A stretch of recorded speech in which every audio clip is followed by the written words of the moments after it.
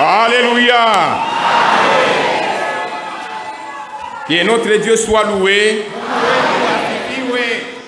Nous l'avons vraiment adoré. Nous l'avons adoré en esprit. Je vous salue tout ce matin dans le précieux nom de notre Seigneur et Sauveur Jésus-Christ. Amen.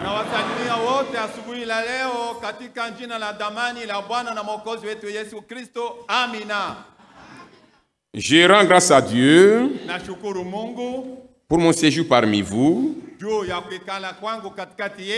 C'était un séjour merveilleux. Je remercie le frère Kimé Mukena, le berger, pour avoir accepté que je vienne ici pour apporter la parole. Ce n'est pas peu de choses. Il est là au loin aux États-Unis. Il est en train de faire un travail pour fortifier les petits troupeaux qui est là-bas. Vraiment, c'est très important. J'ai même suivi l'une de ses prédications. Je remercie le frère Barnaba Kazumba, le pasteur associé, le frère Jean et David Chey, pour m'avoir accueilli avec joie. Je remercie tous les diacres, les frères Seya, les frères Kamwashi, les frères Kifwa, tous les diacres m'ont vraiment encouragé. Je remercie le couple Minga et la sœur Nathalie pour m'avoir bien gardé dans la maison. Ils m'ont bien gardé. Amen. Je remercie chaque frère et chaque sœur pour sa présence au culte. C'est très très important pour écouter la parole de Dieu. Il y a même des maisons où nous avons eu le repas.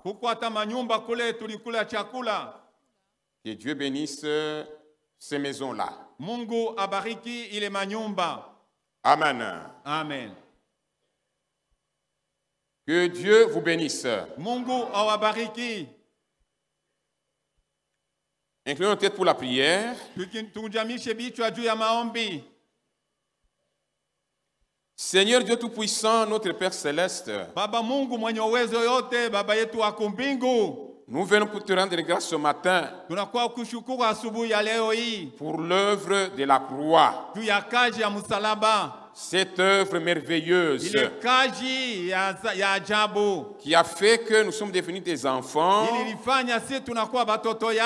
qui sont rassemblés ici pour t'adorer et te louer dans l'espérance que bientôt, très bientôt, tu viens nous prendre avec toi afin d'aller vivre avec toi là au ciel. Nous allons te louer d'éternité en éternité. Merci, merci au Seigneur. Nous nous recommandons entièrement entre tes mains ce matin pour ta parole qui sera donnée. Que tu puisses accepter, Seigneur, de nous utiliser comme ton instrument pour le bien de ton peuple. Accorde la bonne écoute de ta parole à mon frère, à ma soeur. Et bénis-moi, Seigneur. Nous attendons à toi toutes les choses, du début à la fin, car c'est dans le précieux nom de notre Seigneur et Sauveur Jésus-Christ, nous te le demandons ici. Amen. Amen. Je vous invite à vous lever. Nous lisons dans Exode. Exode chapitre 12. Exode chapitre 12, Kutoka sura ya 12, verset 13. mstari ya 13. Le sang vous servira de signe sur les maisons où vous serez. Damu itakuwa alama kwenu mumanyumba mule mutakuwa.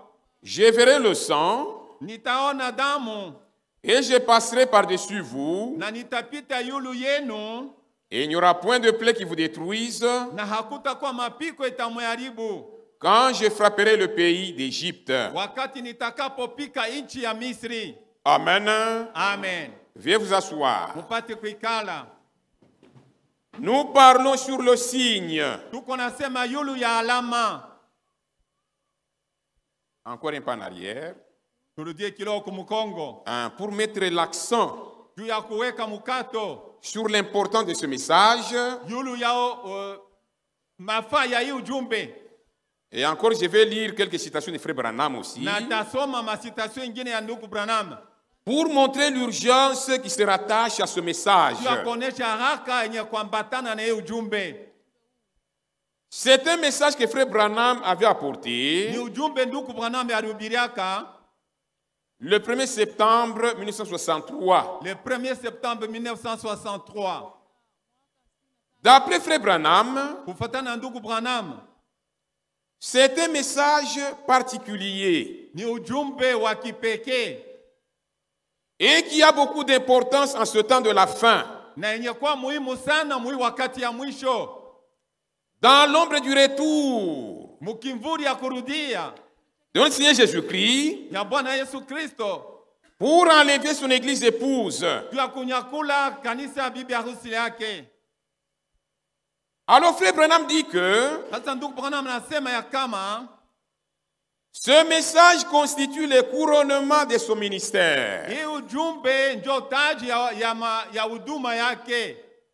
Et il dit que Anasema ya kama c'est un message qui ne fait pas partie de mon ministère ordinaire.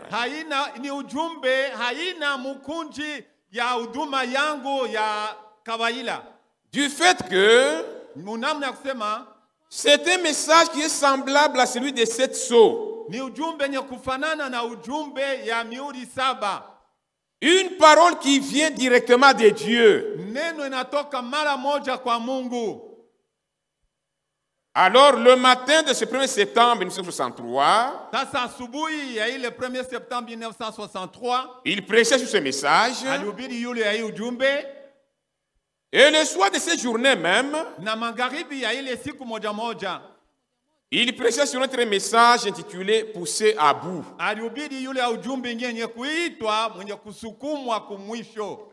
Dans cette prédication Poussé à bout, Ndani ya ile ujumbe kusukumwa kumwisho, il fait des commentaires sur la prédication qu'il avait prêchée le matin. anafanya makomentari yule ya ujumbe ya asubuhi. Lisons dans Poussé à bout. Tusome ndani ya ile ujumbe Poussé à bout. C'est Poussé à bout, page 5. Poussé à bout, page 5. Ukarasa ya 5, Format électronique. format électronique. Il dit ce matin, Anasema asubuhi nous avons eu un message de 2 ou 3 heures. tulipata ujumbe ya saa 2 au 3. J'avais pensé l'interrompre Nilizania kama niliweza kuikata pour continuer ce soir, juu ya kuendelesha magharibi hii, mais il était trop extraordinaire pour que je l'interrompe. lakini ilikuwa ya muhimu sana hivi nipate kuikata. Je ne sais pas si les gens l'ont compris. Sijue kama batu balielewa ile ujumbe. Je l'espère. Nazania J'espère qu'il a été enregistré Nazania kama balibamba ile ujumbe afin que les gens sachent que hivi batu wapate kujua ce message hii ujumbe est un message particulier, ujumbe ya kipekee, ne faisant pas partie de mon ministère ordinaire, haina mukatikati ya huduma yangu ya kawaida, mais qu'il était un message semblable aux 7 sceaux. lakini ilikuwa ni ujumbe yenye kufanana na ujumbe ya mihuri 7. Une parole venant directement de Dieu. Neno yenye kutoka mara moja kwa Mungu. Je crois que celui-là Nazania kama ile ujumbe était nécessaire ilikuwa ya mafaa pour faire suite aux 7 sceaux. juu ya kufanya ya kuambatanisha na mihuri 7. Voyez ce qui se passe après la révélation des 7 sceaux. Unaona kile kinapita kisha Les gens se rassemblent. Les signes se manifestent. La lumière rouge s'allume pour nous avertir que nous sommes dans les derniers jours. Il y a le signe des femmes qui devient de plus en plus belles. C'est un signe. Il ne s'agit pas de la beauté naturelle. Il s'agit de la beauté artificielle provenant des produits cosmétiques et des vêtements indécents. Il y a le signe de ce que l'homme est capable d'accomplir. Il s'agit du progrès scientifique et technologique. Tous ces signes montrent l'autorité du Saint-Esprit.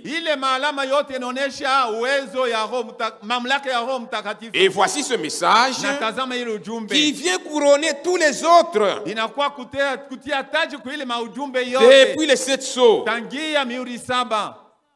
Le signe est la preuve finale que nous sommes en ordre. Alléluia. Amen.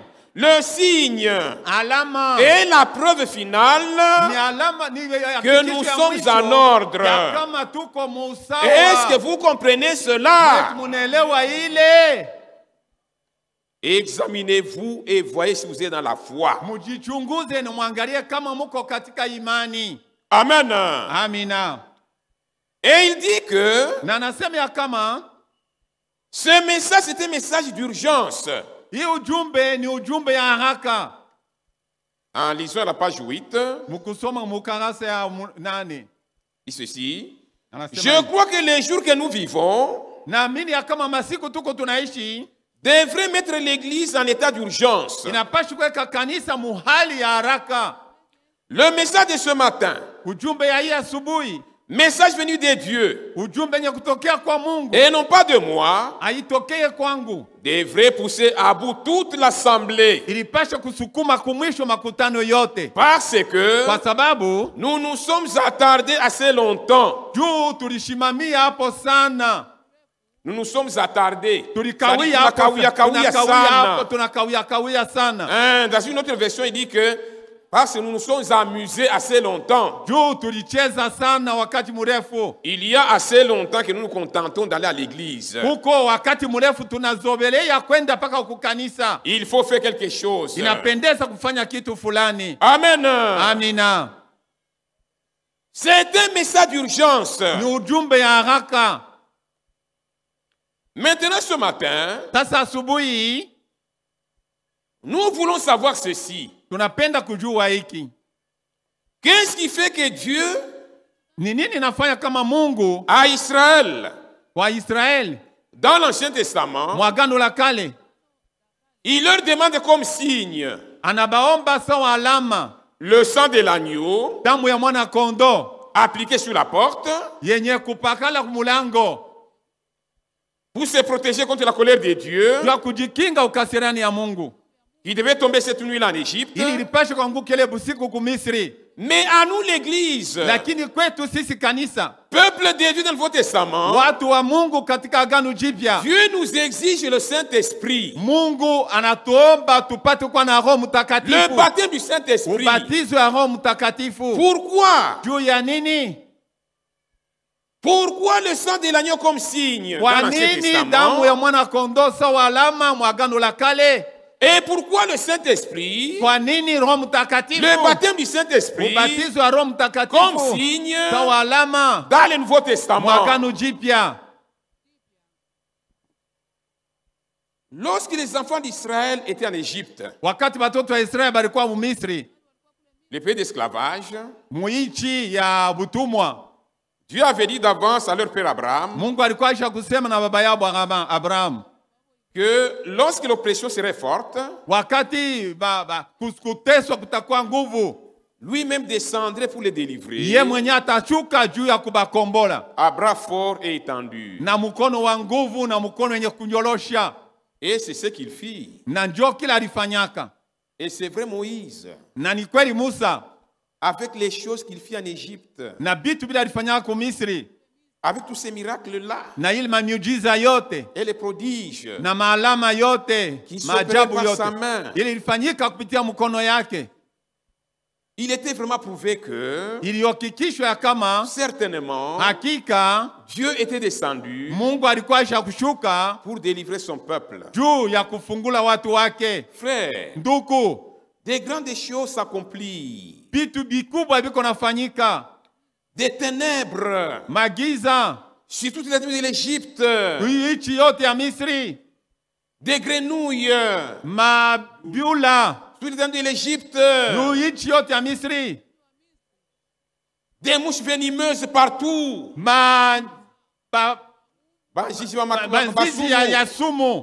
Avec des sauterelles. Na mapanjo. Ravageant les champs des gens. Biko naribisha mashamba ya watu. Moïse pouvait prendre son bâton. Musa aliweza kubeba bakora yake. Il frappe les eaux du Nil. Anapika mai ya Nil. Ainsi dit le Seigneur. Hivi Bwana anasema que toutes les eaux du Nil mai yote ya Nil s'échangent en sang. Ibadilike kuwa damu. Les femmes allaient puiser. Na banamuke walianza kwenda kuchota. Banachota hivi. Ils puisent du sang. Banachota damu. Ainsi dit le Seigneur. Hivi Bwana anasema qu'il y ait des poux sur les gens. Kukuye chawa yulu ya bantu. Que tout le monde se gratte. Kila mtu apate kujipalula. Même Pharaon là où il est lui aussi qui se gratte aussi. Hata Pharaon kule yeko na yajipalule. Les gens se sont grattés en désordre. Na bantu wajipalula sana. Malgré tout cela, hata kulikuwa ile yote, Israël ne pouvait pas être délivré. Israël hakuweza kukombolewa. Malgré tout cela, hata kama kulikuwa ile yote, Israël ne pouvait pas sortir de l'esclavage. Israël hakuweza kutoka mubutumwa.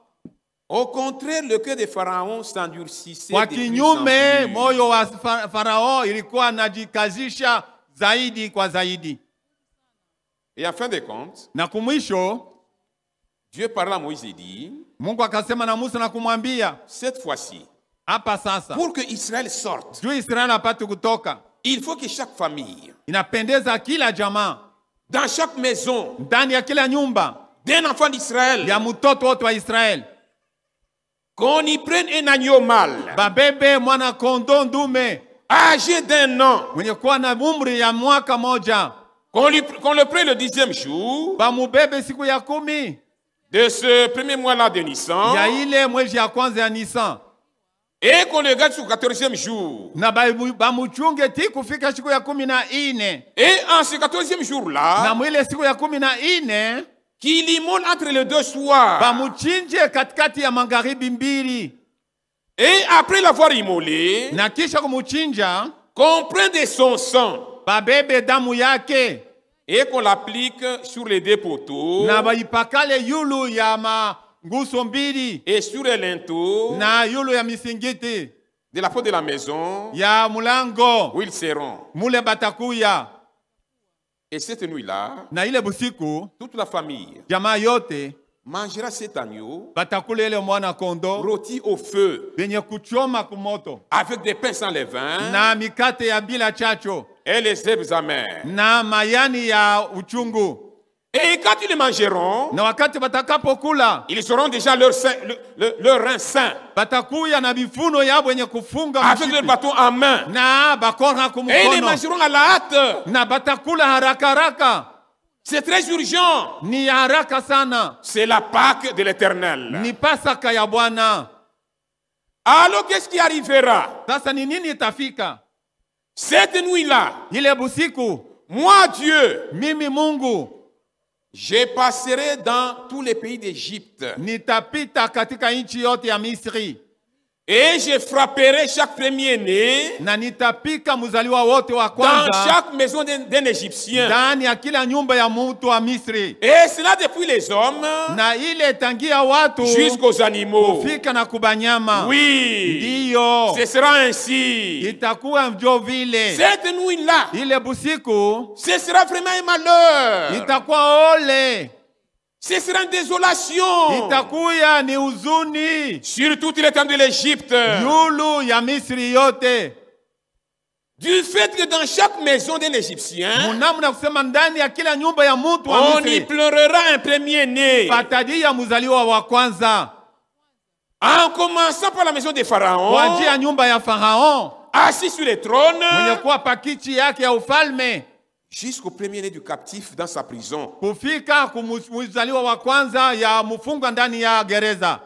C'est de cette manière Ni mwile namna que moi, votre Dieu, ile mie Mungu wenu Jéhovah, Yehova je vais exercer mes jugements nitatenda mahukumu yangu contre tous les dieux de l'Égypte. juu ya mamiungu yote ya Misri.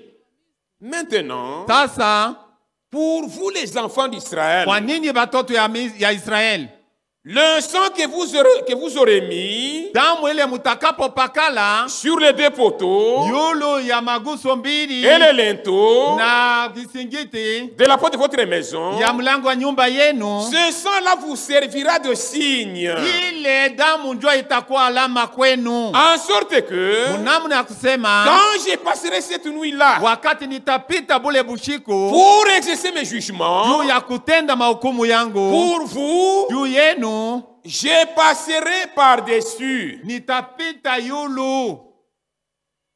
C'est ça le terme Pâques, Njo enye tamko Pasaka ou Pessa en hébreu. au pesa mu Kiebrania, Ça signifie passer par-dessus. maana yake kupita yulu ya. Pourquoi? Juu ya nini? Parce que cette nuit-là, Juu bule busiku l'Éternel, Bwana il passa par-dessus toutes les maisons des enfants d'Israël. alipita yulu ya manyumba yote ya batoto ya Israeli, Et il n'y avait pas de deuil na hakukue kilio dans les maisons des enfants d'Israël. mu manyumba ya batoto ya Israeli.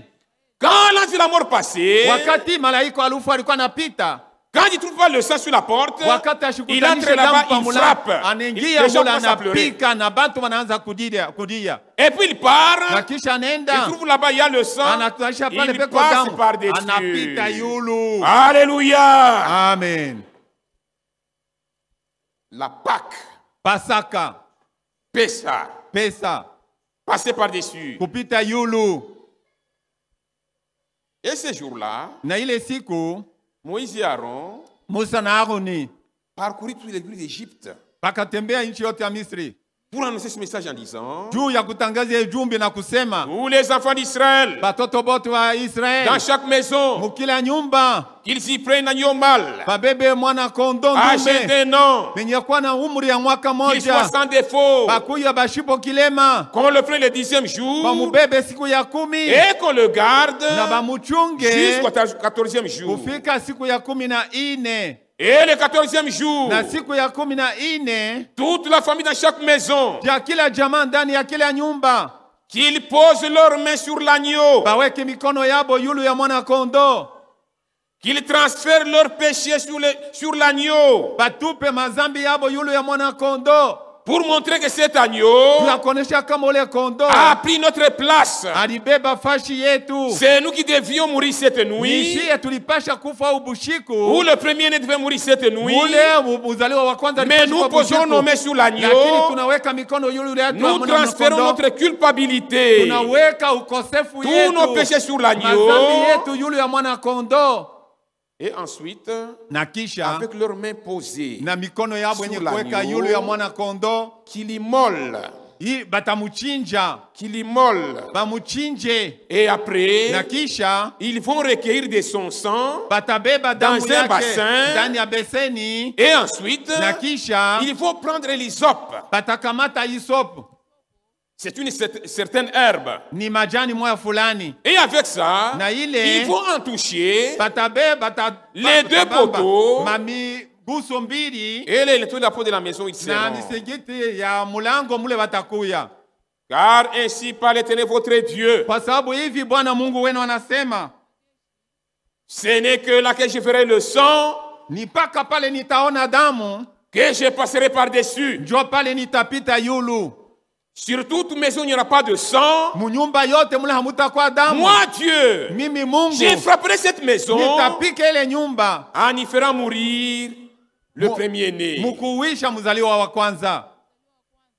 Et la nouvelle na habari s'est répandue à travers toute l'Égypte, ikatembea Misri yote, parmi les enfants d'Israël. katikati ya batoto ya Israel. Et qu'est-ce qui s'est passé? Na nini ilipita? Israël tout entier, Israel mujima, sorti de différents endroits de l'Égypte, bakatoka mafashi yote ya Misri pour se rassembler en Gozen. juu ya kwenda kusanyika ku Gozen. Gozen, c'est la portion de terre ni sehemu ya bulongo qui leur fut attribuée ya baliwapatiaka depuis le temps de Joseph. tangia wakati ya Yosefu.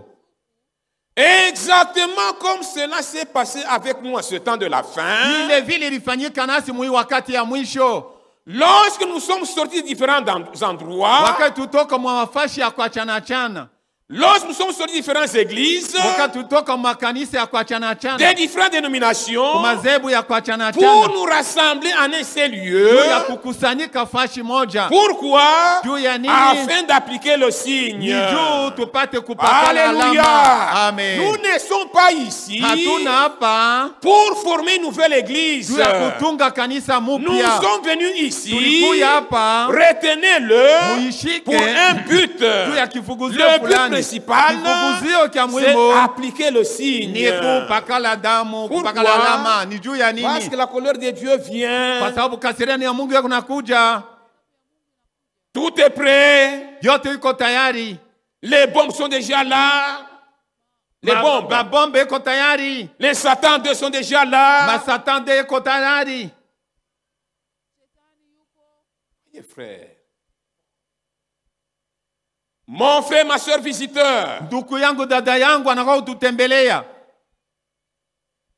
Cette assemblée que vous voyez. Hii mkusanyiko naona hii. Cette église que vous voyez rassemblée ici. Hii kanisa unaona wanakusanyika hapa. Il est constitué de différents croyants. Inaungwa na baaminifu bakuachana chana. Qui sont venus de différents endroits. Banatokea mafashi mbalimbali. Des différentes églises. Makanisa mbalimbali. Et ils sont rassemblés ici. Na banakusanyika hapa pour un seul but. juu ya kifukuzio moja. Appliquer les signes. Kupakala alama. Je t'en supplie, mon frère, ma soeur visiteur. Nakusi ndugu yangu, dada yangu, ce matin, soyez l'un de nous. Asubuhi ya leo kuwe mmoja wetu. Ces croyants ont suivi l'ordre. Baaminifu balipata kanuni.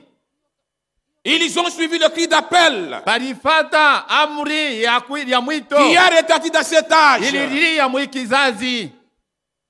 Sortez du milieu de mon peuple. Tokeni katikati yao watu wangu. Alléluia. Amen. Et ils ont obéi à cet appel. Na baliti kuile mwito.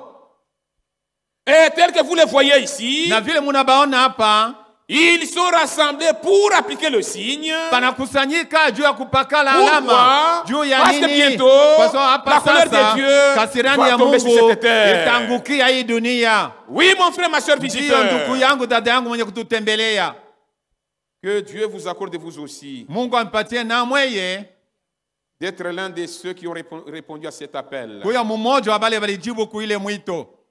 Cet appel à sortir. Hii mwito ya kutoka.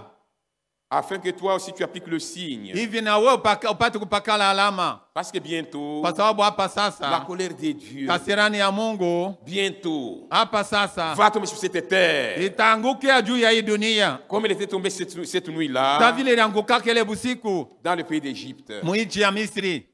Les gens nous posent la question. Mais votre message ici, vous cherchez à faire sortir les gens des autres églises. Nous le répondons, oui, oui, ce message c'est comme ça qu'il est. C'est un message d'appel à sortir. Alléluia. C'est comme ça qu'il est. Comme au temps de Jésus, les croyants véritables devaient sortir des églises des pharisiens, des églises des sadducéens et d'autres congrégations de ce temps-là pour suivre Jésus. Alléluia. Amen. Oui, mon frère. Oui, ma soeur visiteur. C'est un message d'appel à sortir.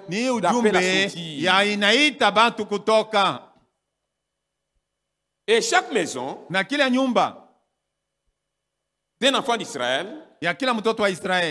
se conforma à ce que Moïse et Aaron ordonnèrent. Ils gardèrent l'agneau à partir du 10e jour jusqu'au 14e jour. Et le soir du 14e jour, ils immolèrent l'agneau et appliquèrent de son sang sur les deux poteaux et les linteaux de la porte. Et chaque famille entrant dans la maison avec le sang bien appliqué sur la porte. Et pendant qu'ils mettaient le sang, les Égyptiens les voyaient et le sang fut appliqué de telle manière que tout le monde le voit. Même le passant, même n'importe qui pouvait le voir. Et les Égyptiens se moquaient d'eux pendant qu'ils les voyaient appliquer le sang.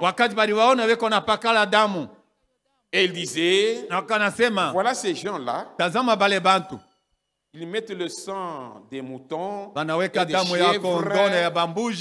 sur la porte en disant que il y a un ange qui va descendre cette nuit pour tuer les gens.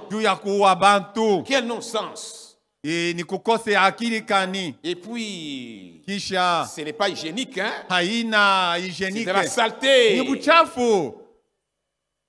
Ils vont s'attirer des mouches. C'est très sale ça. C'est pas hygiénique. Et les jeunes gens, les jeunes filles, passaient devant les portes des enfants d'Israël. Cette soirée-là dans les 20 heures. Et elle disait, et Siméon, et Rebecca, il est temps d'aller au film. Mets bien ta perruque là. Et maquille-toi très bien. Montre bien porte bien ta petite jupe là. On ne vous trompe pour rien. Votre Monseigneur là, Moïse, et Aaron, il vous distrait pour rien.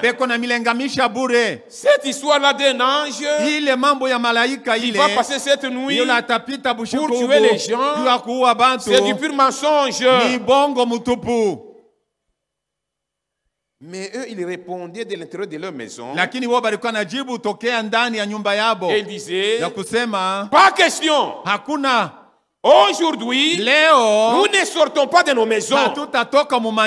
On nous a interdit de sortir de nos maisons. Est-ce que vous ne voyez pas le sang appliqué sur la porte? Nous ne voulons pas mourir parce que cette nuit, l'ange de la mort va passer. Il parle avec assurance. Et c'est vrai. Il croyait que c'était de la blague. Il croyait que c'était de la blague. Comme aujourd'hui, les gens croient que c'est de la blague. Ces gens-là du tabernacle chrétien de Likasi, du pasteur qui met, et ils se prennent toujours pour des connaisseurs. Avec leur kazumba là-bas. Chaque fois, ils ne font que critiquer les autres églises. Ils se prennent toujours pour des gens supérieurs. Et ils disent que c'est eux seuls qui iront au ciel. Donc, nous allons rester. Ils croyaient que c'était de la blague. Mais cette nuit-là, l'ange de la mort est passé. Et il a frappé le premier-né dans chaque maison des Égyptiens. Je suis sûr que les deux se répandirent sur toute l'Égypte. Un grand pays comme la RDC ici, commençant par la maison de Pharaon jusqu'au plus petit prisonnier. Même les animaux, les chiens, les chèvres, tous. Il perdit le premier-né. Oui, mon frère. C'était terrible. C'était terrible. Et c'est peut-être vous représenter. C'est ce qui va arriver sur cette terre. Maintenant, le problème est celui-ci. Ce n'est pas seulement les maisons des Égyptiens. Mais même toi, un enfant d'Israël, si tu n'as pas mis le sang sur la porte, mais tu négliges en disant que l'essentiel que je suis juif, mon père est juif, né des juifs, de la tribu de Benjamin. Et puis je crois en Jéhovah. Alors à quoi va me servir le sang? Frère, cette nuit-là, le premier-né devait mourir dans ta maison. Oh, mon père était sacrificateur. Les souverains sacrificateurs même. C'est nous de la tribu de Lévi, de la famille d'Aaron. Alors à quoi va me servir le sang? Cette nuit-là, un premier-né devait mourir dans ta maison. Même si c'est toi le prophète messager, le messager même qui a apporté le message de l'heure, même si c'est toi qui as opéré des miracles et des prodiges, et tu as fait trembler toute l'Égypte, et Pharaon est resté stupéfait, même si c'est toi qui es venu avec le ainsi dit le Seigneur, toi aussi, si tu n'appliques pas le sang, ce jour-là, ton premier-né devait mourir dans ta maison. C'est pourquoi ce jour-là, Aaron aussi devait appliquer le sang. C'est pourquoi ce jour-là, Moïse aussi devait appliquer le sang sur sa porte. Moïse, après avoir opéré tous ces miracles-là, après avoir fait trembler l'Égypte, ce jour-là, lui aussi, il devait immoler l'agneau, appliquer le sang sur la porte, et toute la famille entrer dans la porte pour se protéger contre la colère de Dieu qui devait tomber cette nuit-là. Le signe que Dieu exige, c'est se protéger contre la colère.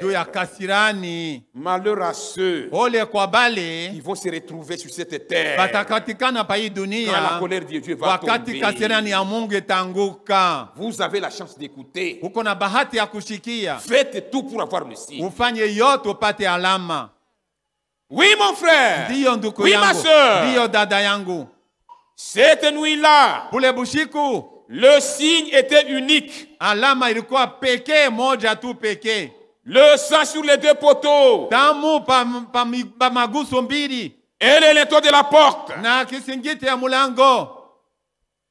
Il n'était pas question d'être juif ou circoncis. Haikuwa mambo ya kuwa Muyuda au mwenye kutohariwa.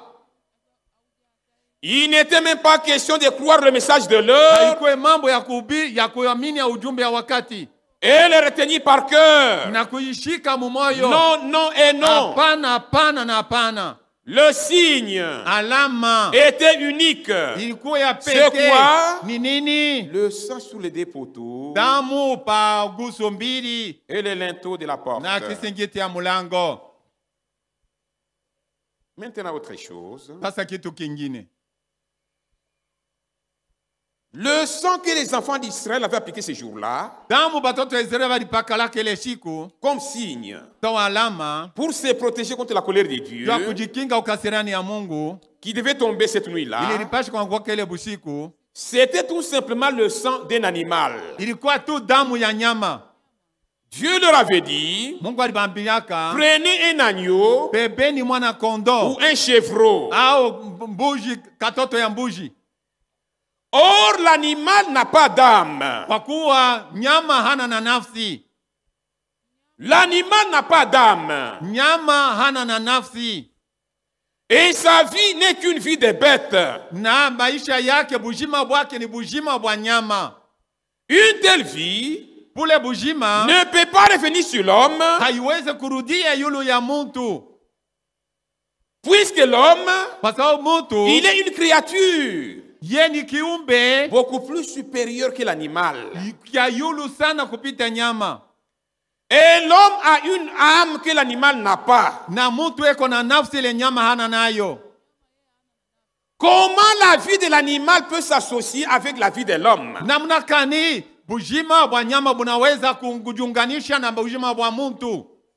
Voilà pourquoi Dieu leur dit, vous appliquez seulement le sang. C'est ce qui sera pour vous un signe. Lorsqu'il ferait le sang sur la porte, je passerai par-dessus. Et ma colère ne descendra pas dans cette maison. Je ne demande pas un sang quelconque. Je ne demande pas le sang d'un homme. Je ne demande pas que vous immoliez un homme. Non. Je demande tout simplement le sang de l'animal. Un agneau ou un chevreau. Et c'est la même chose avec nous aujourd'hui. En ce temps de la fin, nous vivons. Nous avons reçu le message. Avec le messager de l'heure. En ce temps de la fin. Et le message dit quoi? Il faut appliquer le signe. Et le signe c'est quoi? Le signe, c'est le sang de Jésus-Christ, l'agneau de Dieu qui ôte le péché du monde. Mais si les enfants d'Israël ce jour-là avaient appliqué le sang de leur agneau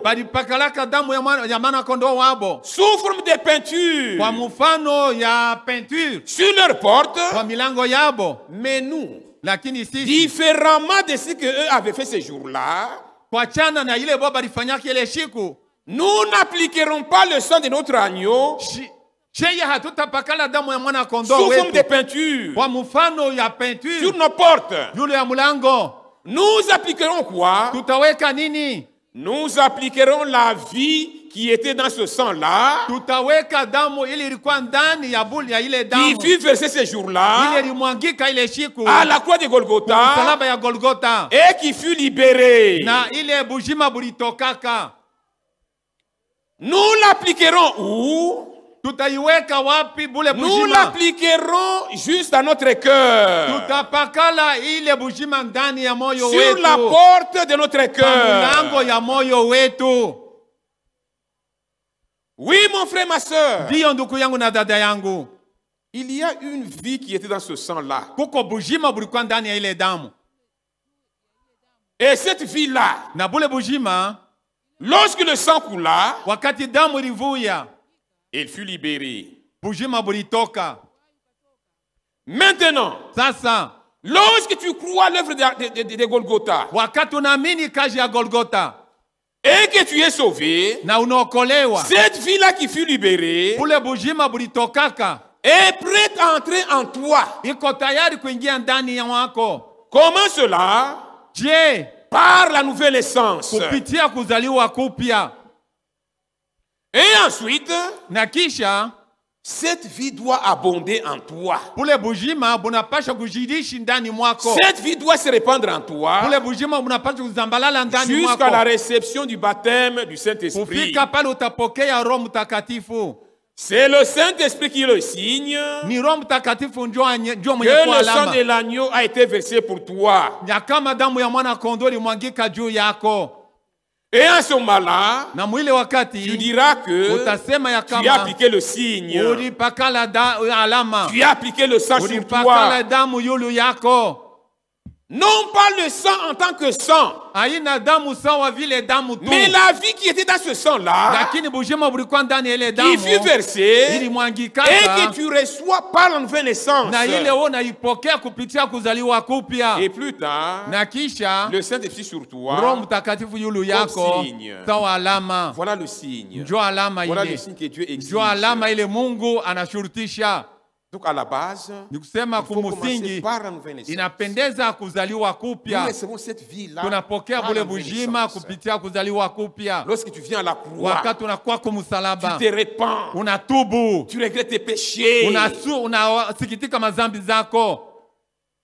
Dieu prend cette vie-là Mungu anabeba bule bujima, et il met ça en toi. anaweka hayo ndani mwako. Il y en a ceux qui sont venus à la foi Huko bale balikuwa sans kuimani se repentir. bila kutubu. Tout commence par la repentance. Yote na njia kutoba, La repentance, le kutubu, regret sincère. kusikitika kabisa. Un péché que tu n'as jamais regretté Zambi ile wewe ne huyasikitikaka peut pas hayo, terminer. haiwezi kumalizika. L'ivrognerie que tu n'as jamais regretté Bulevi bule ne peut pas hauyasikitikaka, terminer. La vie de haiyamalizika. débauche Maisha Yetu napata ya kitu ya kile buduba regretté ile wewe ne peut pas hauyasikitika, terminer. haiwezi Dieu kumalizika. connaît le secret qu'il y a dans la Mungu repentance. anajua siri yenye kuwa Tu ndani dois ya d'abord kutubu. venir avec la Unapasha kuya repentance, mbele avec kutubu des larmes de na repentance sur la machozi ya croix. toba yule ya msalaba, Parce que ah oui, izunikaka parce que tu n'es pas encore regretté. kama tu minakunywa pombe Et quand je bois, je m'enivre, je commence à tituber, je vais ni mubaya dormir. kani minafanya Quel est pale le mal que j'ai commis là-bas? tu mubaya pale Est-ce qu'il y a du mal là-bas? kama tu minache bibi yangu Si j'abandonne ma femme mina changer et que je prends un peu une autre femme, est-ce que miri wa muntu est-ce que j'ai tué quelqu'un? voilà tu n'as jamais regretté cela Hawasikitikaka ile, ça peut pas terminer. haiwezi kumalizika.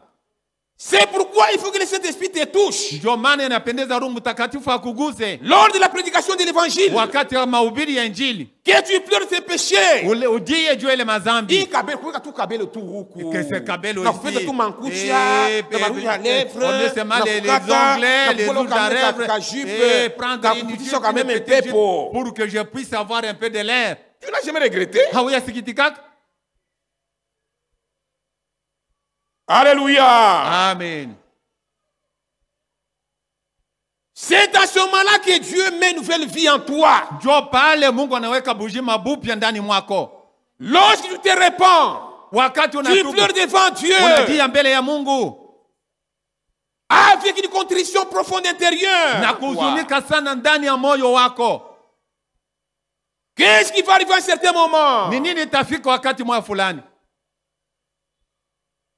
La joie du salut. Furaha ya wokovu Ainsi la pleine conviction du pardon de tes péchés na hakikisho kusema dhambi zako zimesamehewa vont pénétrer dans ton itaingia cœur. ndani ya moyo wako, Et au même moment, na wakati moja l'Esprit moja de Dieu roho ya Mungu fera témoignage à ton itashuhudia esprit que ya kwa roho yako ya nombreux kama péchés te sont pardonnés. madhambi yako nyingi Et imesamehewa, depuis lors, tu es devenu un natangia enfant pale de unakuwa Dieu. mtoto wa Mungu. Alléluia. Amen. Ce sont les expériences Ni maonjo qui sont vécues par les enfants de Dieu batoto ya Mungu beko banaishi au début de la foi. kumwanzo ya imani À ce yabo. moment-là, Dieu prend sa vie. Mwile wakati moa Mungu anabeba bujima wako anaweka ndani yako.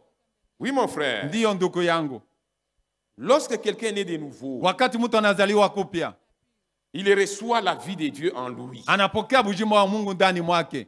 Et c'est par là que tout commence. Vyote vinanjia pale. Par la nouvelle naissance. Kuzaliwa kupya. Mais à ce niveau, lakini mwile kipimo, et n'est pas encore le signe que Dieu exige. Haiyakuwa alama ile Mungu anashurutisha. Ce sera le signe itakuwa alama lorsque tu parviendras au baptême du Saint-Esprit. Wakati utafika kubatizwa wa Roho Mtakatifu. Pourquoi? Juu ya nini? Parce que le baptême du Saint-Esprit, kwa sababu ubatizo wa Roho Mtakatifu, c'est la nouvelle naissance rendue parfaite. Ni kuzaliwa kupya kunakamilika. Le baptême du Saint-Esprit, c'est la nouvelle naissance, mais rendue parfaite.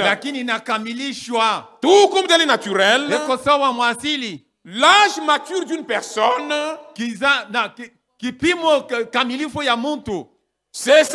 c'est sa naissance dans ce monde rendue parfaite. Tel que vous me voyez ici, je ne suis pas une autre personne. J'ai tout simplement ce bébé-là qui était né, couché dans le berceau, mais à l'âge mature.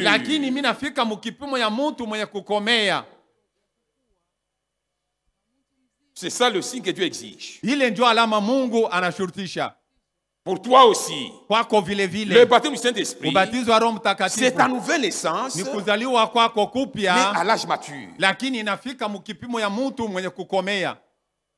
Tu commences à exercer des dons. Tu commences à prêcher. Tu commences à manifester les fruits de l'esprit. La joie, l'amour, la paix.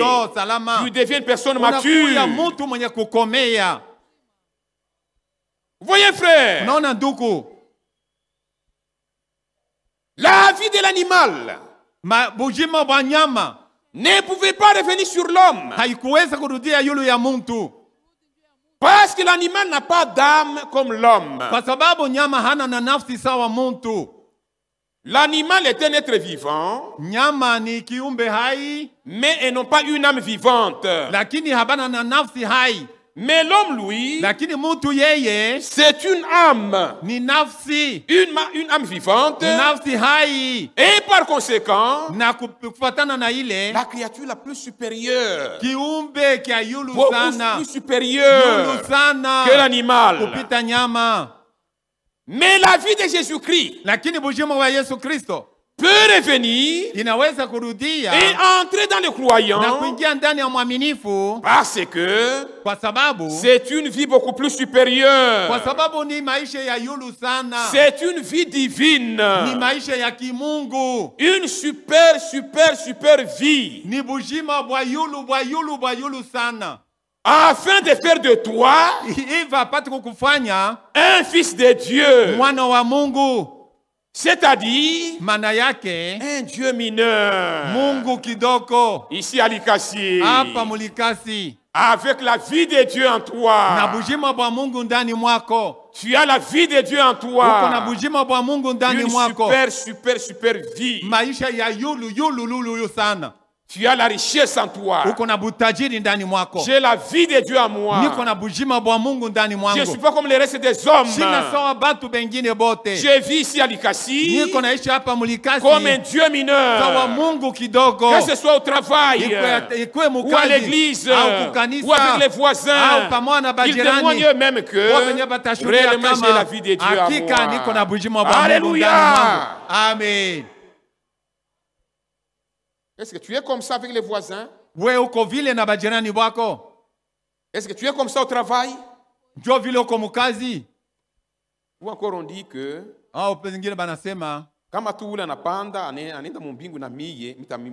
si celui-là monte pour aller au ciel, moi aussi j'irai. Ils ont déjà jugé. Et c'est la raison pour laquelle il est mort sur la croix. C'est la raison pour laquelle il a été élevé à la gloire. C'est la raison même pour laquelle Il a versé le sang. alimwanga damu. Il a versé le sang pour toi. Alimwanga damu juu yako. Pourquoi? Juu ya nini? C'était pour rendre possible Ni juu iwezekane que la vie de Dieu uzima bwa Mungu qui était dans ce sang-là qui fut versé ilikuwa mwile damu ilimwangikaka et qui était libéré na ilitokaka puisse revenir ipate et kurudia entrer en na toi le kuingia ndani croyant yako we mwamini par la nouvelle essence. kupitia kuzaliwa kupya. Et ensuite, Na kisha le Saint-Esprit comme signe Roho Mtakatifu sawa alama que le sang de l'agneau yenye kwa damu ya mwana a été kondoo répandu pour toi ilimwangika juu yako, et que cette vie-là na bule bujima qui était dans ce ili sang-là ilikuwa ndani ya ile damu est revenue sur toi inarudia juu par la yako nouvelle naissance. kupitia kuzaliwa kupya. Oui, mon frère. Ndiyo ndugu yangu, Voilà le signe que Dieu exige. njo yenye alama Mungu anashurutisha, Voilà le signe que Dieu requiert njo alama Mungu anashurutisha afin d'échapper à la colère qui vient bientôt. hivi uponyoke mukasirani eko nakuja. Lisons comme une écriture. Tusome andiko moja, Jean chapitre 7. Yohana sura ya 7. Jean chapitre 7, Yohana sura ya 7. verset 37. Yohana sura ya 7 mstari 37.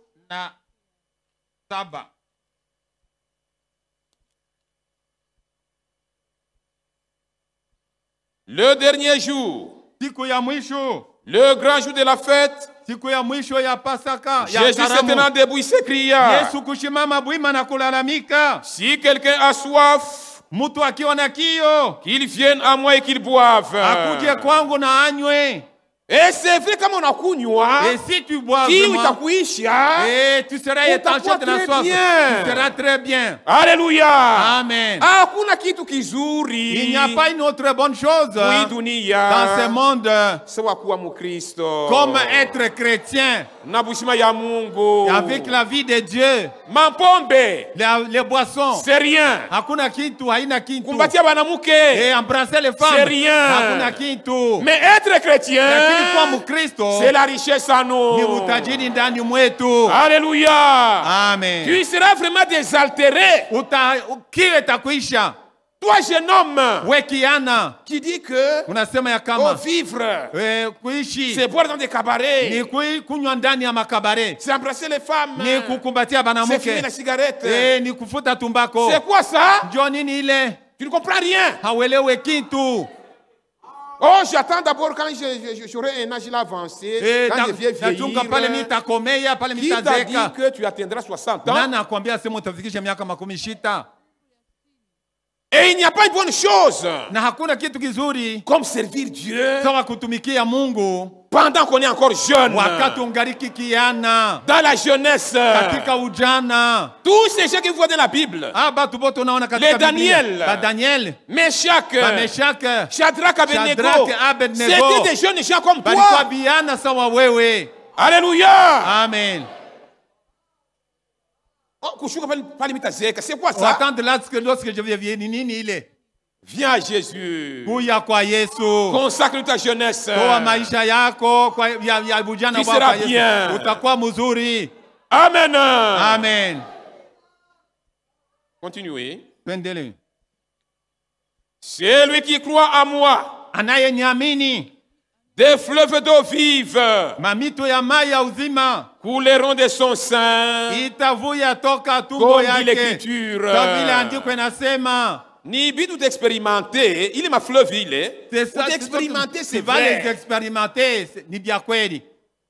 Na utaanza kuimba. Et tu vas commencer à chanter.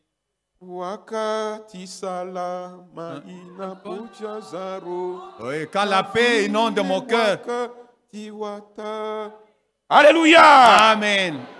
Frère, Ndugu,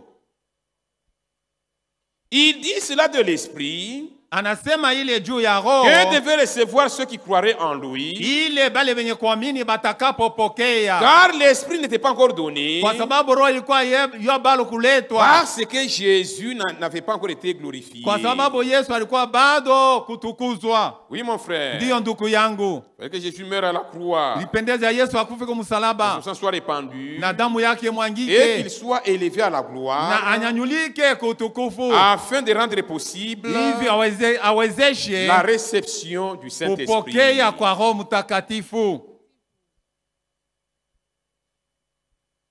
Voilà pourquoi, njoo kenyewe, tout comme il en était ce jour-là en Égypte, sa vile ilikuwa ile siku Misri, le message de l'heure en ce temps de la fin aussi c'est quoi? Ujumbe wakati ya mwisho ni nini? Il faut appliquer le signe. Inapendeza kupakala damu alama. Et ce signe, na ile alama, c'est le Saint-Esprit. Ni Roho Mtakatifu. Et le Saint-Esprit, na Roho Mtakatifu, c'est la preuve spirituelle. Na hakikisho ya kiroho que le sang de l'agneau ya kama damu ya mwana kondoo a été répandu pour toi. Ilimwangika juu yako. Et que la vie na bujima qui était dans ce sang-là ile ilikuwa ndani ya ile damu et qui fut libérée na ilitoshwaka est déjà revenue sur toi ilishakurudia ndani yako par la nouvelle naissance. Kupitia kuzaliwa kupya. Quelle est la raison de tout cela? Kifukuzio au maana ya kile kitu ni nini? C'est pour échapper à la mort spirituelle. Ni juu ya kuponyoka mulufu ya kiroho. Ainsi que la colère de Dieu na kasirani ya Mungu qui va tomber sur cette terre ili itangukia hii dunia juste après l'enlèvement de l'église. Kisha tu kunyakuliwa kwa kanisa. Bientôt l'enlèvement de l'église aura lieu. Bado kidoko kunyakuliwa kutafanyika. Bientôt là. Bado kidoko.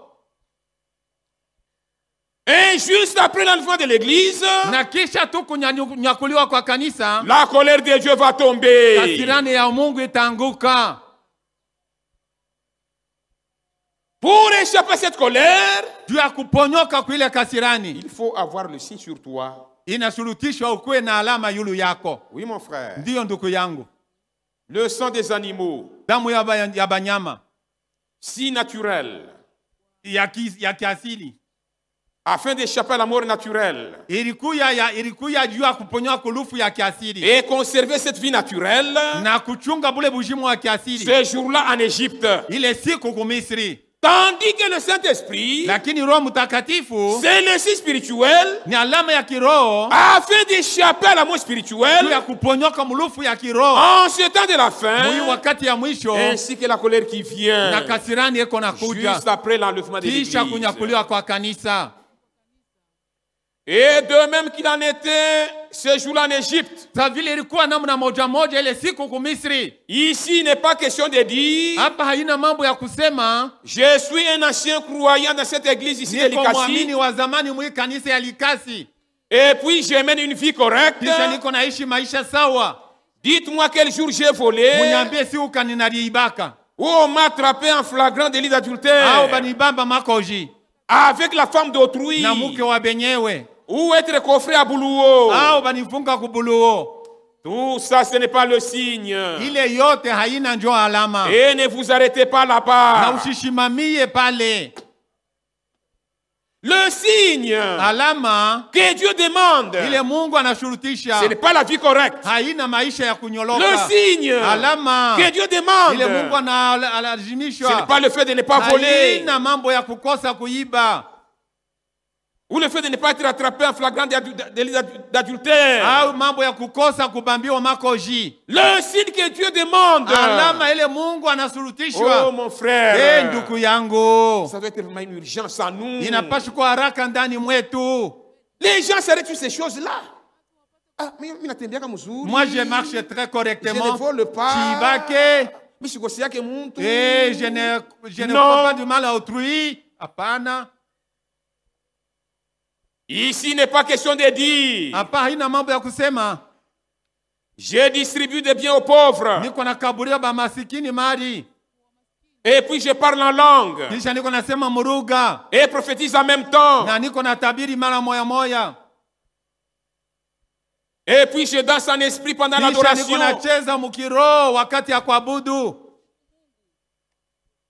C'est bien. Nous ne pouvons pas chanter comme ça. Non, non. Nous devons les louer avec ferveur. C'est très bien. Mais ce n'est pas ça le signe. Et ne vous arrêtez pas là-bas.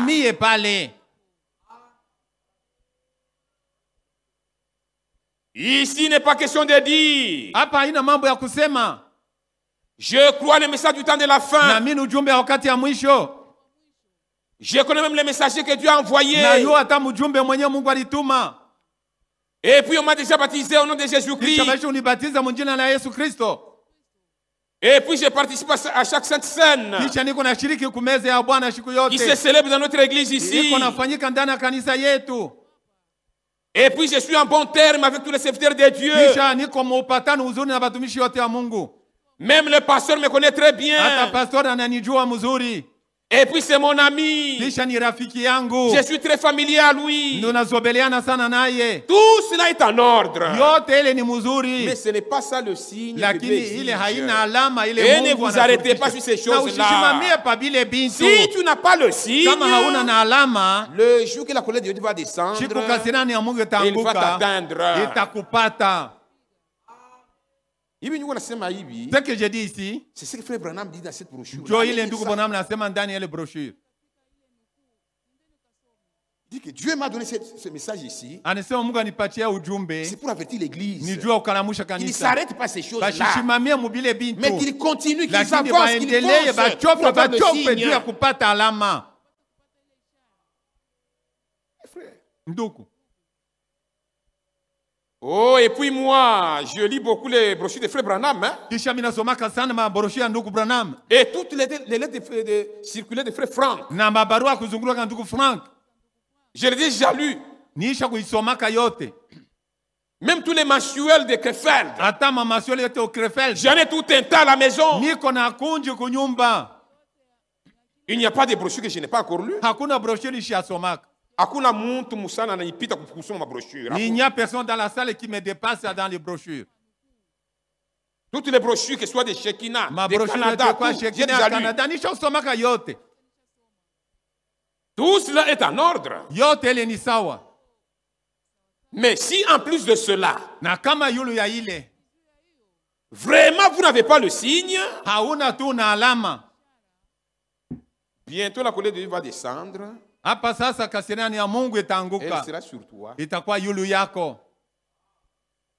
Ce message, c'est pour secouer l'église.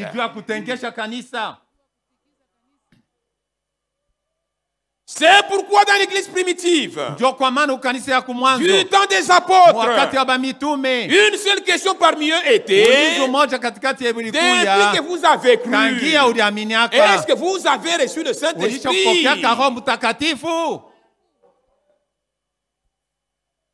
C'est pourquoi en ce temps de la fin aussi, cette question doit revenir parmi nous. Ce n'est pas l'impolitesse. Non, ce n'est pas l'impolitesse. Cette question doit revenir parmi nous. Avez-vous reçu le Saint-Esprit après avoir cru? Jésus l'époux vient. Jésus l'époux vient. Depuis que vous avez cru, depuis que vous avez cru ce message, est-ce que vous avez déjà reçu le signe du Saint-Esprit? Lisons un peu Frère Branham. Comment il parle en communiquant l'urgence. Le signe, page 47. C'est l'édition des Suisses. Paragraphe 336. Rappelez-vous. Le sang de l'alliance. Le sang de l'alliance damu ya agano n'est pas reconnue sans le signe. haitambulikane bila alama. Donc si tu n'as pas le signe, Kama hauna na alama, Dieu ne te reconnaît pas dans l'alliance. Mungu ashikutambue ndani ya agano. Vous ne le pouvez pas. Hauwezi. Vous n'y arriverez pas. Hautafika. Vous dites, unasema, j'ai été sanctifié. Nimetakaswa. Je ne fais plus certaines choses. Sifanyaki vitu vingine. Ça, ce n'est pas le signe. Ile haina ndio C'est alama. l'esprit qui est le signe. Ni roho ndio L'esprit de alama. Christ sur Roho ya vous. Kristo yulu yako. Alléluia. Amen. Même la sanctification, Hata utakaso, même la vie correcte, hata maisha ya ce kunyoloka, n'est pas ça le signe. haina ndio alama. Foncez encore. Endelea mbele. Avancez encore. Tofa kumbele. Jusqu'à la réception du Saint-Esprit. Paka pale utapokea Roho Mtakatifu. Page 29. Ukarasa 29. Paragraphe 201 à 203. 201, 203. Fungo 201, 203. Ô Église, kanisa, appliquez-le. Mupate kuipakala. N'y manquez pas. S'il vous plaît. Ne laissez pas le soleil se coucher. Mushache jua kuanguka. N'ayez un point de repos. Usipumuzike. Ni le jour, wala ni la nuit. Wala mchana. Ne prenez aucun risque. Lakini usibebe. Ça ne fonctionnera pas. Haitatembea. Ça ne fonctionnera pas, mes enfants. Haitatembea vile ça ne fonctionnera pas. Vous devez avoir le signe. Unapaswa kuwa na alama. Vous dites, utasema, oui, ndiyo, je crois les messages. Naamini ujumbe. C'est très bien ça. Ni mzuri sana. Mais vous devez avoir le lakini signe. unapaswa kuwa na alama. M'entendez-vous, Branham Tabernacle? Munanishikia Branham Tabernacle. Vous devez avoir le signe. Munapaswa kuwa na alama. Bien en vue. Sans lui, toute votre foi est vaine. Maisha imani yako yote ni bure.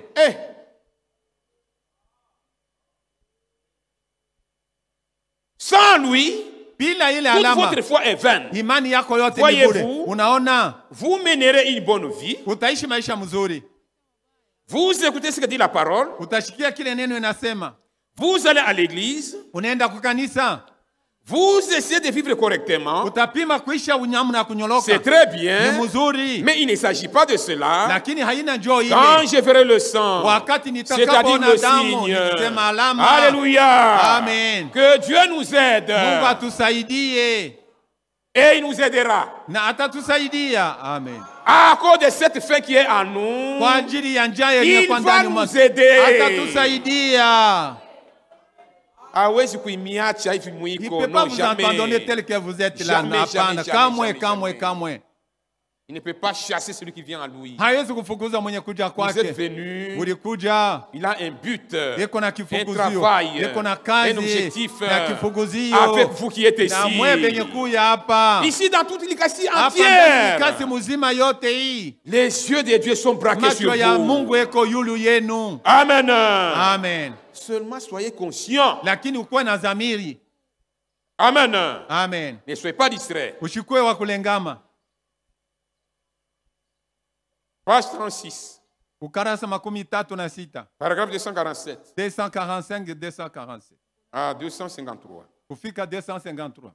Et la mort plane sur le pays aujourd'hui. Na lufu luko yulu ya nchi leo. Le jugement se tient là. Hukumu inashimama pale. Il est suspendu sur nous. Iko yulu yetu. La bombe atomique. Bombe atomique. La bombe à hydrogène. Bombe à hydrogène. Toutes sortes de désastres guettent les nations. Ile yote mwarifu eko yulu ya mataifa. Et Dieu est en train de remuer son église. Na Mungu eko natenkisha kanisa yake. Et il a montré tout. Alionesha yote. Il y a un bon bout de temps que nous gardons l'agneau. Mais à présent, le signe doit être appliqué. C'est la seule chose à faire. Maintenant, ne le prenez pas à la légère. Vous tous qui êtes en train d'écouter la bande, vous hommes, vous femmes, écoutez bien une minute. Si à un certain moment vous m'avez cru, croyez-le maintenant. Il est temps d'arrêter de vous quereller. Voilà. Surtout ma kanisa message. Tout dans l'église de message. Les gens sont en train de se quereller, chercher à être le pasteur, c'est moi le pasteur, et Omar, Ravi, la chaise, tout ça. Vous allez rester avec vos bruits là. Si on t'enlève de la charge de pasteur, je reste seulement, j'attends mon allemand, c'est fini. Amen. Amen. Oh, si on me refuse de prêcher, qu'est-ce que ça fera? Amen. Amen. Est-ce que le ciel c'est pour les prédicateurs? Le ciel c'est pour les enfants de Dieu. Amen. C'est quoi? Ni. Et beaucoup de querelles. Surtout dans ces messages.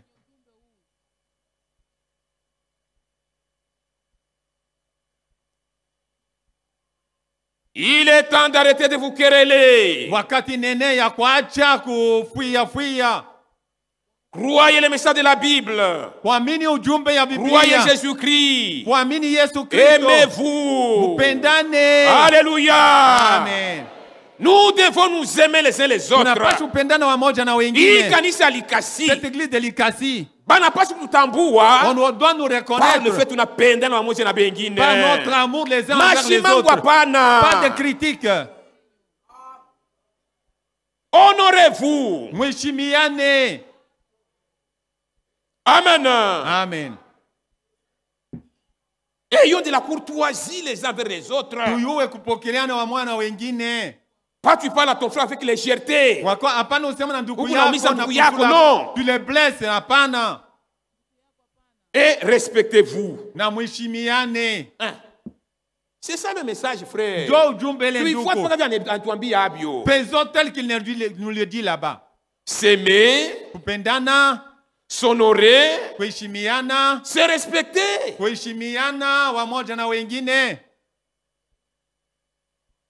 Surtout ceux qui sont dans les conseils de l'église. Hommes, respectez vos femmes. Il y a des gens qui doivent respecter leurs femmes, c'est nous. Oui, membre de famille, on a quoi toi, membre de famille, tu commences à critiquer ma femme. C'est ma femme. Amen. Amen. Oh, la femme, non, c'est ma femme, mais j'aime ma femme. Oh, on lui a déjà fait moi manger. Je l'aime seulement. C'est mon Dieu qui me l'a dit. Amen. Amen. Oh, Dieu n'a mouché na motoka. Oh, il lui achète un véhicule. Il lui achète des habits. C'est mon Dieu qui m'a dit que aimez vos femmes. Sœur, visiteur, quand si un enfant de Dieu te marie, amen. Amen. Bien. Tu seras bien. Ça, c'est le mariage. Et là, il n'y a pas de boisson. Il n'y a pas moyen de dépenser l'argent chez les prostituées. Tu es toujours bien. Alléluia. Amen. Mais que réellement, celle-ci puisse témoigner cela de toi. Lakini, inapendeza yeye ashuhudie juu yako. Comme notre sœur à Kolwezi, qui a perdu son mari, on lui a donné un mot. Il a dit, il n'y a rien d'autre que je puisse dire. Ce monsieur ici, vraiment, il m'a beaucoup aimé. Amen. Amen. Quand il a parlé comme ça, j'ai même honte, et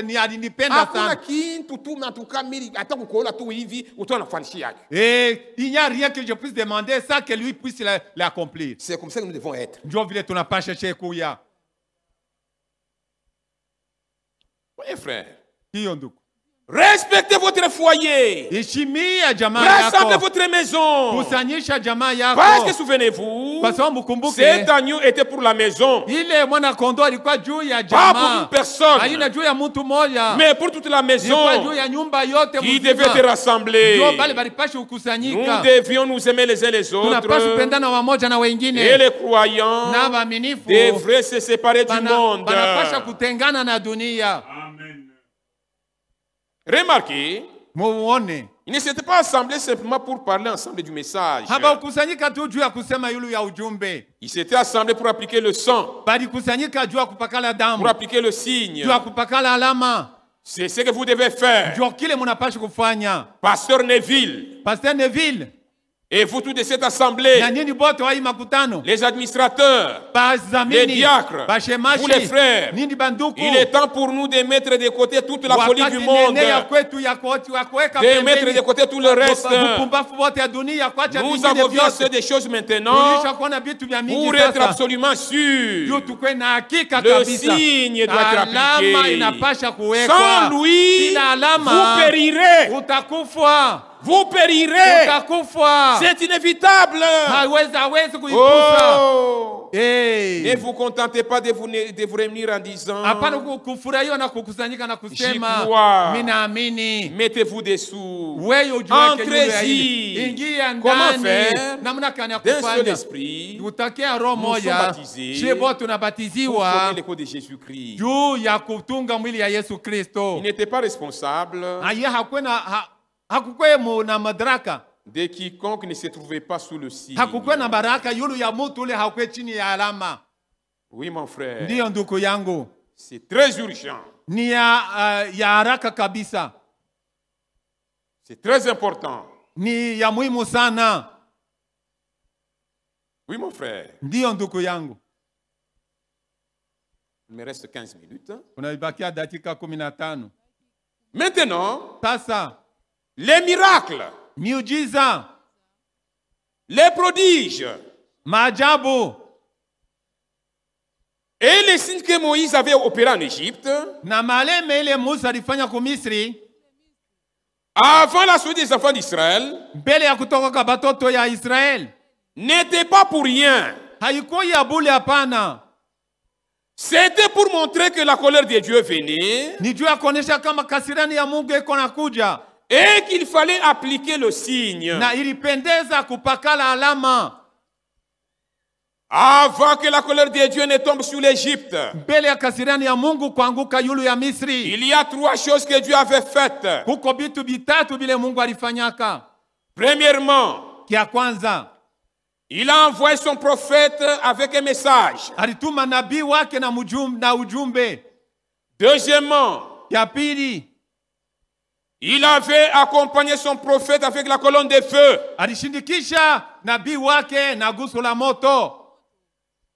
Et en fin de compte, il montrait alors le signe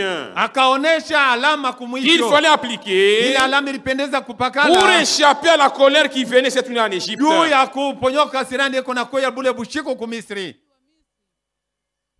Et Dieu n'a pas changé sa manière de faire. Frères, sœurs, tous ces miracles, tous ces prodiges, et ces signes surnaturels, accompagnés de résurrection des morts, que vous avez vu être opérés par le message du temps de la fin, ce n'était pas pour rien. C'était pour alerter les nations de cette terre que la colère de Dieu est sur le point de tomber sur cette terre. Et par conséquent, il faut appliquer le signe.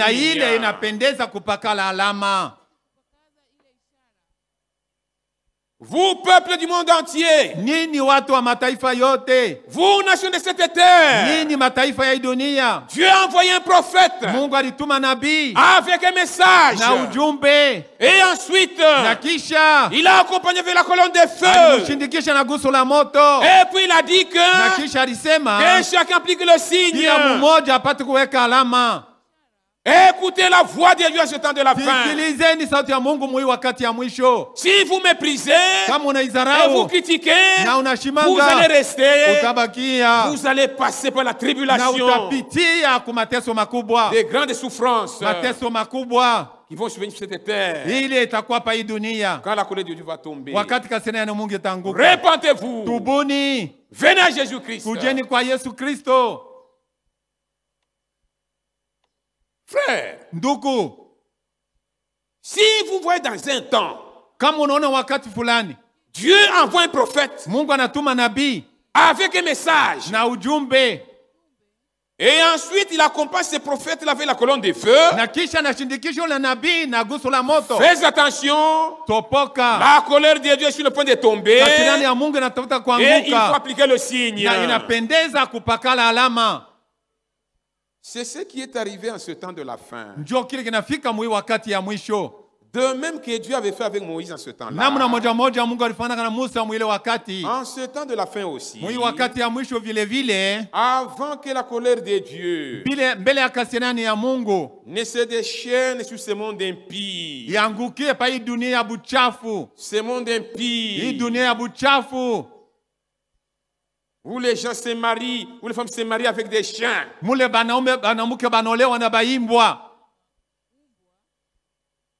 Où les hommes épousent des poupées. Frère, avant que la colère de Dieu, vraiment Dieu ne veut pas supporter cela.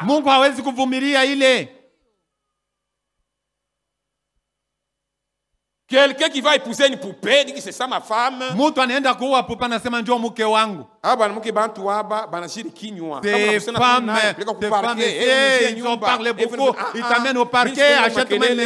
n'ai pas de bruit. J'ai ma poupée ici, c'est ça ma femme. Ouais. Toi là. Tu vas mourir. Depuis quand la chienne peut être ta femme?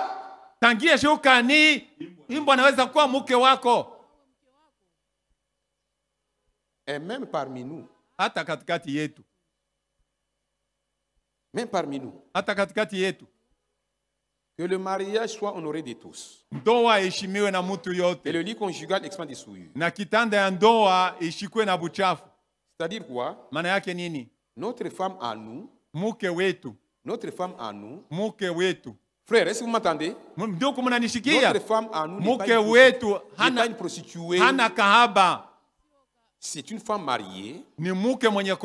Quand je vis avec elle, c'est dans les normes. N'imitez pas toutes ces positions-là. Des gens de ce monde. Oh, il faut telle position. Il faut ceci, cela. Il faut par derrière. Comme un chien. Il faut lécher. Non. Vous essayez de vous souiller. Voilà, ça c'est la matière des frères Kazumba et les autres. Amen. J'espère que vous comprenez quand même.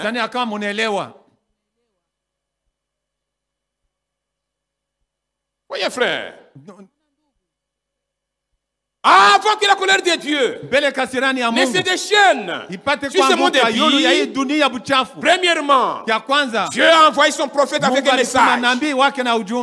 Deuxièmement, il a accompagné ce prophète avec la colonne de feu. Et même la colonne de feu a été photographiée pour nous qui n'étions pas là. Et au moment où je vous parle, la photo de la colonne de feu a été examinée par cet homme-là qui était chargé d'examiner les documents douteux. Il était là avec ça dans le laboratoire.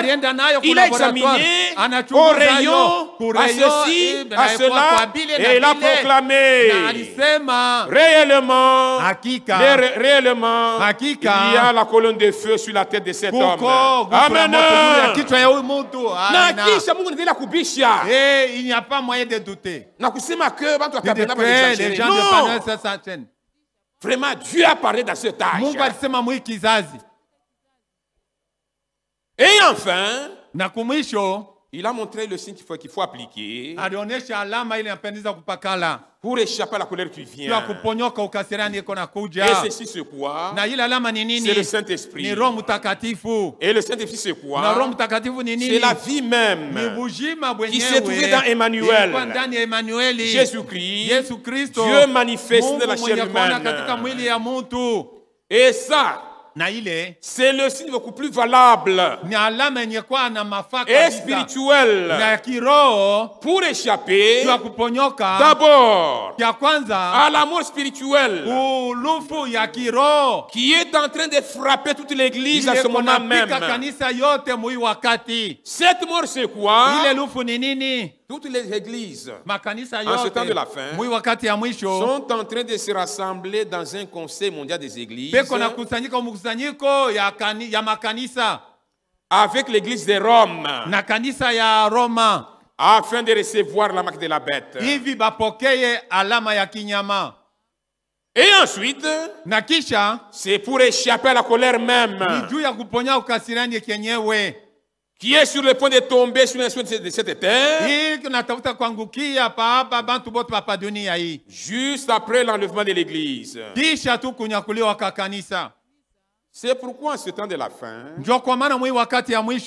refuser d'appliquer le Saint-Esprit comme signe, c'est recevoir automatiquement la marque de la bête.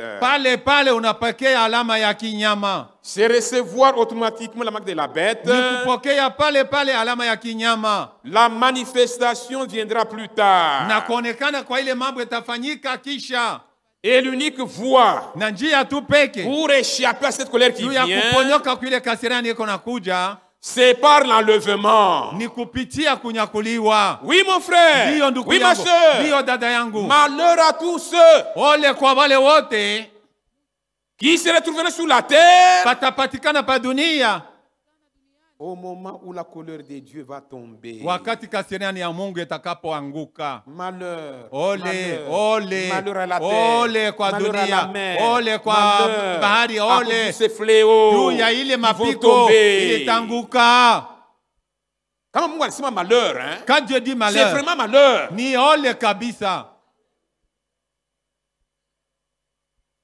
Mais pour nous les élus, qui auront été enlevés, la Bible dit que Jésus-Christ notre Seigneur, il est celui qui nous délivre de la colère qui vient.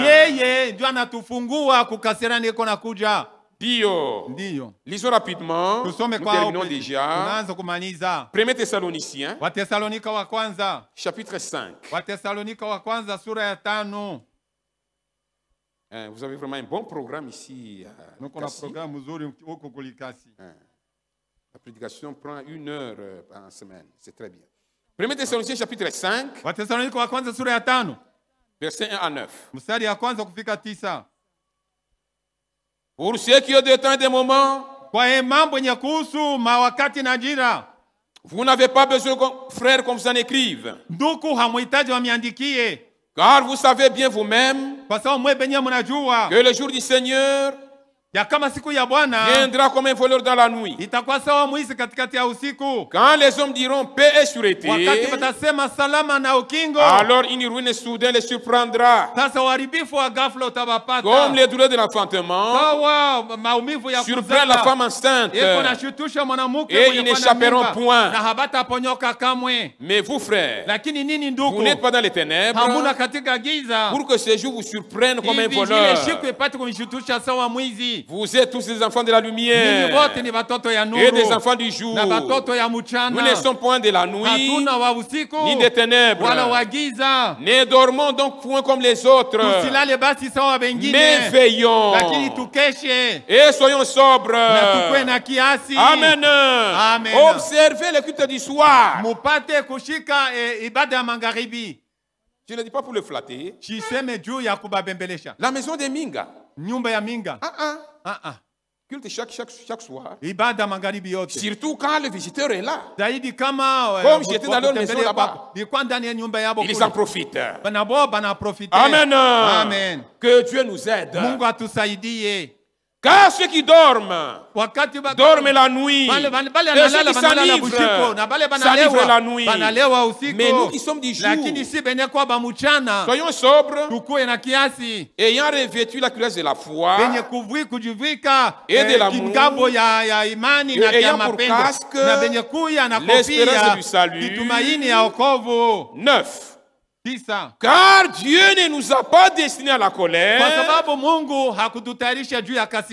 mais à la possession du salut par notre Seigneur Jésus-Christ. Alléluia. Amen. Dieu ne nous a pas destinés à la colère. Nous sommes des bienheureux. Vous êtes des bienheureux. Bientôt, vous allez échapper à la colère. Et vous irez au ciel. Nous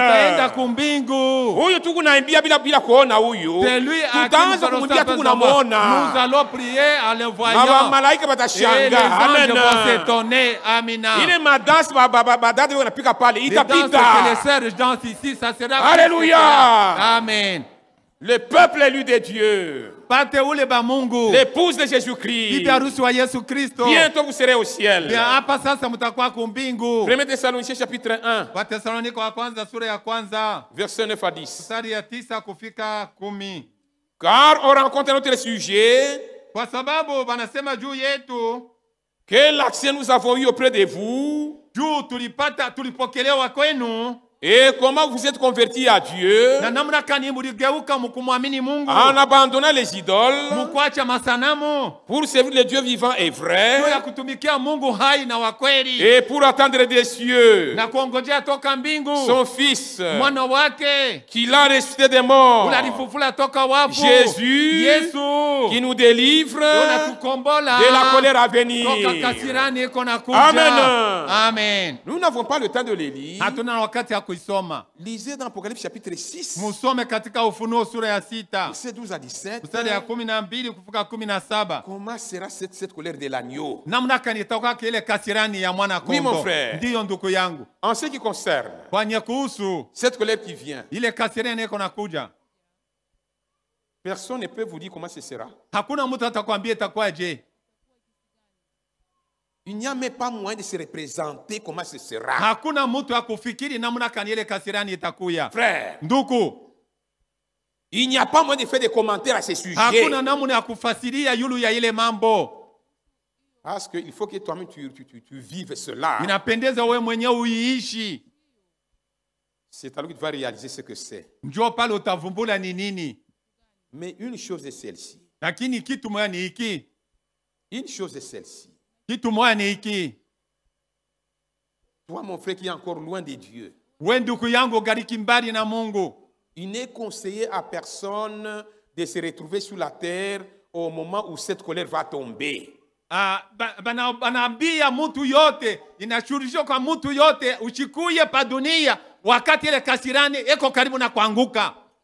Au contraire, il faut que chacun de nous reçoive le signe.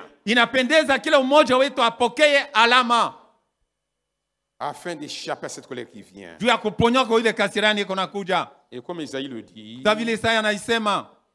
que chacun cherche l'Éternel pendant qu'il se trouve. Et avant qu'il ne soit trop tard. Parce qu'il y a un temps où le trône de grâce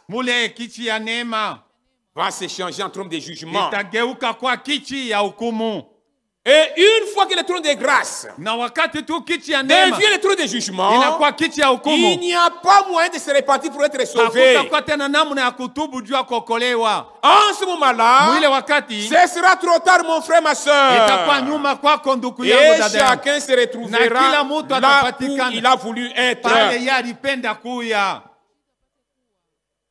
Ceux qui ont voulu être au ciel, comme nous ici, afin d'échapper à la colère qui vient, nous allons nous retrouver au ciel. Et la colère de Dieu ne va pas nous atteindre.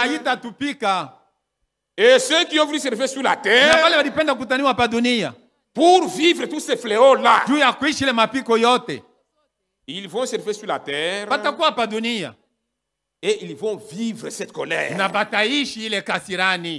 Oui, mon frère. Ndio ndugu yangu. Oui, ma soeur. Ndio dada yangu. Aujourd'hui, leo chacun doit choisir. Kila mmoja anapaswa kuchagua. Mon frère, ma soeur qui vient la ndugu première yangu, fois. dada yangu, na kwa mara ya kwanza. Choisis la vie éternelle. Uchakue uzima ya milele. Choisis le signe. Utafute alama. Choisis le fait d'échapper à cette colère qui vient. Ile kasirani iko na kuja. Que Dieu vous bénisse. Mungu awabariki. Que Dieu vous bénisse richement. Mungu awabariki kwa utele wote. Peuple de Dieu. Watu wa Mungu. Bientôt l'enlèvement va avoir lieu. Hapa sasa. Ce n'est pas un slogan. Haina slogan. Non, non, non, non. Hapana, hapana, hapana. Oui, mon frère. Ndio ndugu yangu.